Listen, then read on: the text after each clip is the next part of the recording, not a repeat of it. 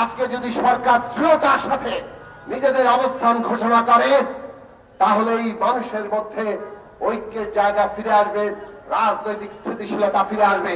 পরস্পর মুখোমুখি অবস্থা তৈরি হয়েছে, মনে রাখবেন এই পরস্পর বিরোধ এবং মুখোমুখি অবস্থা কেবলমাত্র ফ্যাসিস্ট শক্তি তাদের দেশি বিদেশি মিত্রদেরকেই সহায়তা করবে।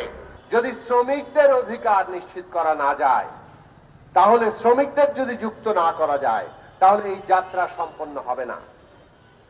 আমরা ধন্যবাদ জানাই যে প্রফেসর মোহাম্মদ ইউনূস এই কথা বলেছেন, কিন্তু একই সাথে আমরা বলতে চাই এটা যেন কথার কথা না থাকে, এটা যেন নীতিতে প্রতিফলিত হয়। দেশের যে অবস্থা তাতে গণতান্ত্রিক শ্রম আইন ছাড়া বাংলাদেশ আন্তর্জাতিক বাণিজ্যে টিকতে পারবে না।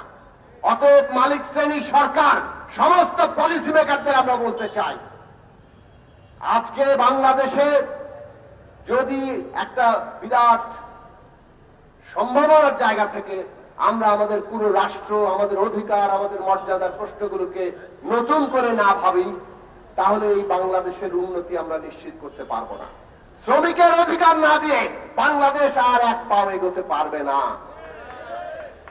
কাজেই আপনারা শ্রমিক ভাই বোনেরা ঐক্যবদ্ধ হন, নিজেদের এমন ঐক্য করে তুলুন যাতে সংগ্রামের মধ্য দিয়ে আমরা আমাদের দাবি দেওয়া আদায় করতে পারি।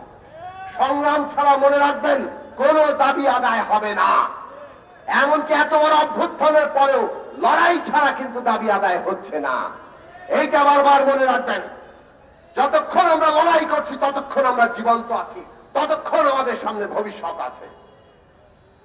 আজকের বাংলাদেশ আমরা 5ই আগস্টের পর থেকে শুরু থেকে পরিষ্কার করে বলছিলাম যে আমরা ফ্যাসিস্ট সরকারের পতন ঘটিয়েছি, এখন ফ্যাসিবাদী ব্যবস্থাকে বিদায় করে একটা গণতান্ত্রিক রাজনৈতিক ব্যবস্থা, একটা নতুন গণতান্ত্রিক রাজনৈতিক বন্দোবস্ত আমাদের প্রতিষ্ঠা করতে হবে। তার জন্য দরকার রাষ্ট্রের ক্ষমতার একটা ভারসাম্য আনা। ক্ষমতার মধ্যে কোনো ভারসাম্য নাই, সব ক্ষমতা একজন ব্যক্তির হাতে। এই অবস্থা বদলাতে হবে, ভারসাম্য আনতে হবে, সেটা আনলেই জবাবদিহি তৈরি হবে। এই জন্য সংসদ, বিচার বিভাগ, রাষ্ট্রের নির্বাহী বিভাগ, সবগুলো প্রতিষ্ঠান কিভাবে একটার সাথে আরেকটার ভারসাম্য সৃষ্টি হবে সেই দিকে আমাদের যেতে হবে। আমরা বলেছি সংস্কারের প্রস্তাবগুলো আপনারা সুনির্দিষ্টভাবে আনেন এবং তার উপরে সকলের মতামত নেন, যেগুলো সর্বসম্মত হয় সেটা জাতীয় সনদ আকারে তৈরি করেন, যেগুলো নিয়ে দ্বিমত থাকে সেগুলো জনগণের কাছে যাবে, জনগণ ভোটের মাধ্যমে নির্বাচিত করবে কোনটা বাংলাদেশে দরকার। এইটা যদি আমরা নিশ্চিত করতে পারি তাহলে ন্যূনতম জাতীয় ঐক্য থাকবে। ন্যূনতম জাতীয় ঐক্যমত্য রক্ষা করা দরকার, কেননা আমরা যদি এই ফ্যাসিবাদ বিরোধী আন্দোলনকারী শক্তিসমূহ নিজেদের মধ্যে ঐক্য রক্ষা করতে না পারি তাহলে পতিত ফ্যাসিস্টরা তার সুবিধা নিবে, তার দেশি বিদেশিরা সুবিধা নিবে।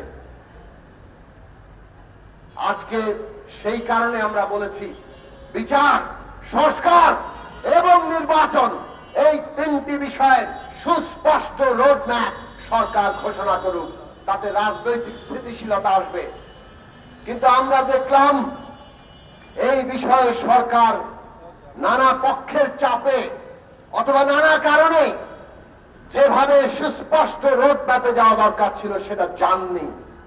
না যাওয়ার পরিণতি আমরা আজকে দেখছি, একটা ভয়ঙ্কর অস্থিরতা, উত্তেজনা সমস্ত রাজনৈতিক অঙ্গনে তৈরি হয়েছে এবং আন্দোলনকারী শক্তি যারা ফ্যাসিবাদের পতন ঘটিয়েছে তাদের মধ্যে আজকে একটা অনৈক্য সৃষ্টি হয়েছে, পরস্পর মুখোমুখি অবস্থা তৈরি হয়েছে।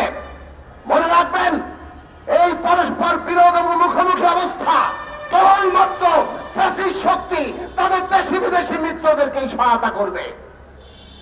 শহীদের রক্তের উপর আমরা দাঁড়িয়ে আছি, রক্তের দাগ এখনো শুকায় নাই, কাজেই আমাদের ঐক্য কোনোভাবেই ভাঙতে দেওয়া যাবে না। ন্যূনতম জাতীয় ঐক্যবদ্ধ আমাদের রক্ষা করতেই হবে, যত প্রতিদ্বন্দ্বিতার প্রতিযোগিতায় থাকুক।